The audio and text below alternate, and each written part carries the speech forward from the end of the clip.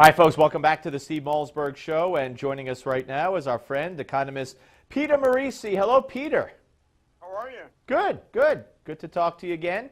All right, so let's talk about a bunch of things here. First, we start with the Congressional Budget Office, the CBO, that came out yesterday and said that a hike in the minimum wage would, of course, lift pay, but cost jobs. And it leads to people like me and I think like you saying, duh.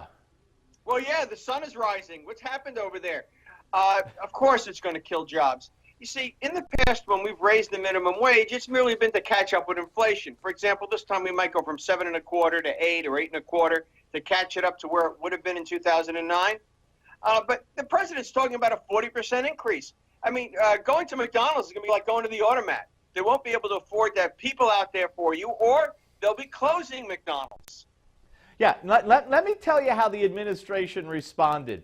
Here's another duh. Raising minimum wage will earn those workers more money. So the White House tweeted out, Jay Carney tweets out, nonpartisan CBO, raising the minimum wage to $10.10 would increase wages for 16.5 million Americans, leaving out the part about the jobs. But let me ask you this question. Is it that many? Is it 16.5 million Americans? No, but a lot of folks that don't earn the minimum wage earn a little bit more. And if you raise the wage that minimum wage employees get, gotcha. It kind of has a ripple effect. What they didn't tell you, though, is if you raise the wages of 16 million Americans by $4 to $5 an hour, someone's going to be charging higher prices. And those wages won't be worth what they're worth today. So a lot of this will be dissipated by inflation. What's more, the economy will grow more slowly, and Mr. Obama will have less real dollars to pay for all his welfare programs. So the programs that these people depend on, like Medicaid and food stamps and so forth, will be under increasing stress because guess what? The president has discovered he can't cut defense anymore. They were about to take one of our aircraft carriers and put it in dry dock, and he went into a cold sweat. Because one of the things about President Obama is he likes pushing around those boats in his bathtub just as much as President Bush did. Let me ask you this. You know, I go to the supermarket. I shop every week myself for food for me and my family. And, you know, prices are going up.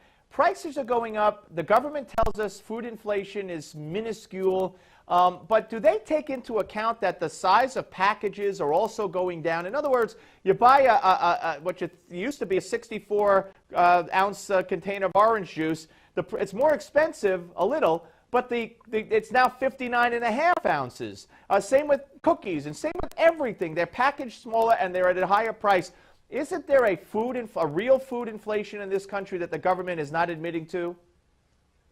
That's not true. We do take that into account when we compute the CPI. Okay. They do measure the packaging. But what's the problematic about the CPI is two things. It's an average. And, you know, if ground beef is up, you need ground beef. If steak is up, you can substitute steak for ground beef. So you feel it less. And you know, we've had a little bit of the wrong stuff going up in price in recent months. And the other thing is, because they take into consideration quantity, they run into problems like with computers. To buy a computer costs you between $500 and $1,500 depending on the level you're at. Okay? The problem we have these days is that computers keep getting more and more Ks in them. They keep getting more and more memory, and they're faster and faster. And the CPI marks down the price of a computer to reflect that increased value that we get. And the reality is we still have to go out and spend $1,000 to get a computer. So it doesn't capture certain kinds of inflation because it's just not made for a world where the products are changing underneath us. It's an imprecise measure. It's the best we can do. But anybody tells you the cost of living isn't rising hasn't met your local governor. Because let's face it, other than Governor Cuomo, who may be the only Democrat left on the face of the earth that's interested in keeping taxes down, most Americans have been getting walloped by liberal state and local government officials, and that's not in the CPI. Yeah, no, not at all. All right, now let me ask you about this. There was testimony before Congress the other day by Julio Friedman, the Deputy Assistant Secretary of the Energy Department. And Can he read? I'm sorry? Can he read?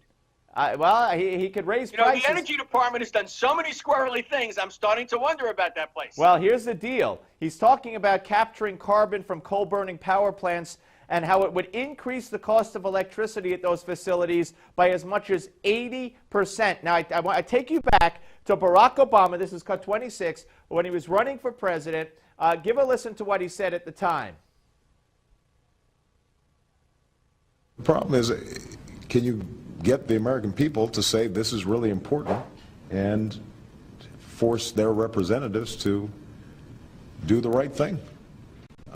That requires mobilizing a citizenry. That requires them understanding what is at stake. And climate change is a great example. When I was asked earlier about the issue of coal,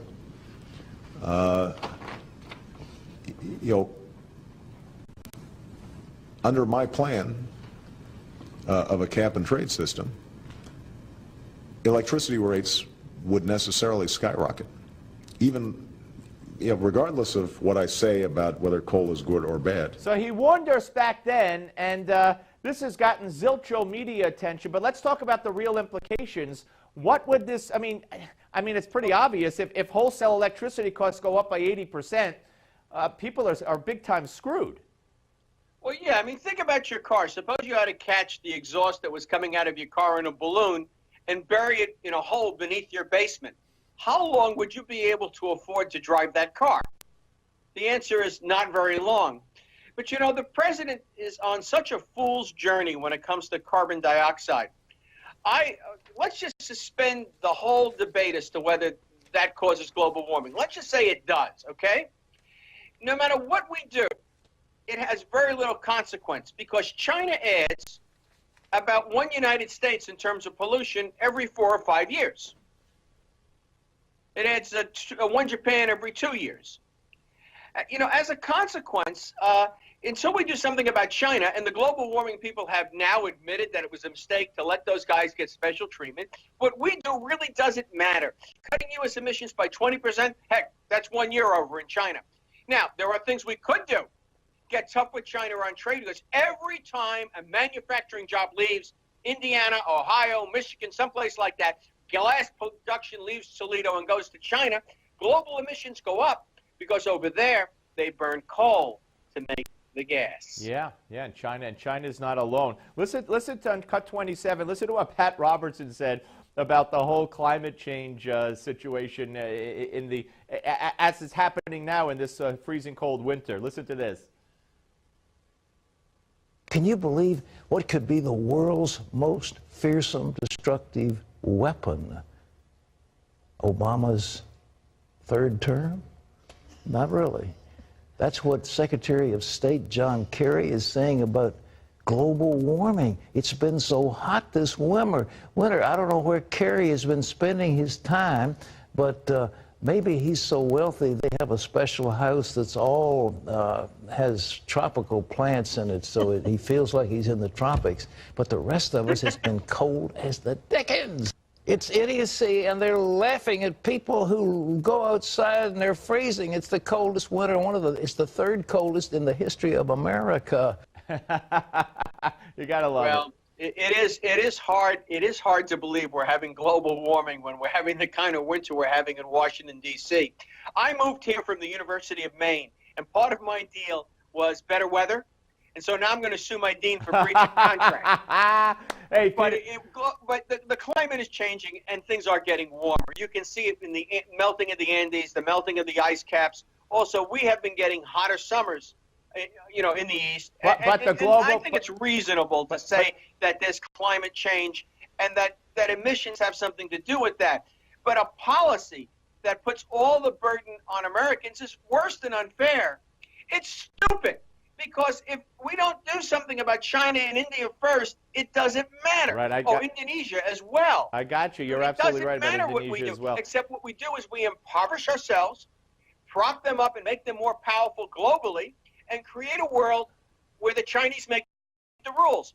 Now, when you consider the kind of plutocrats that China has that make their rules, a close group that gives themselves benefits and money and everything and industrial opportunities. And you think of the Iron Triangle, Nancy Pelosi, Barack Obama, and Jamie Dimon, or maybe Goldman Sachs. You can see that they would be quite comfortable in a plutocracy, as long as that plutocracy was liberal Democrats, Barack Obama, and Wall Street. Yeah, no, absolutely. All right, Jamie. Peter, we'll talk to you next hour. Thank you. Peter Morici, ladies and gentlemen. Always great to talk with him. He'll be back. And when we come back, Maria Conchita Alonso to weigh in on what's going on in Venezuela, where she has a lot of passion to talk about on the Steve Malzberg Show, Newsmax Television. The Steve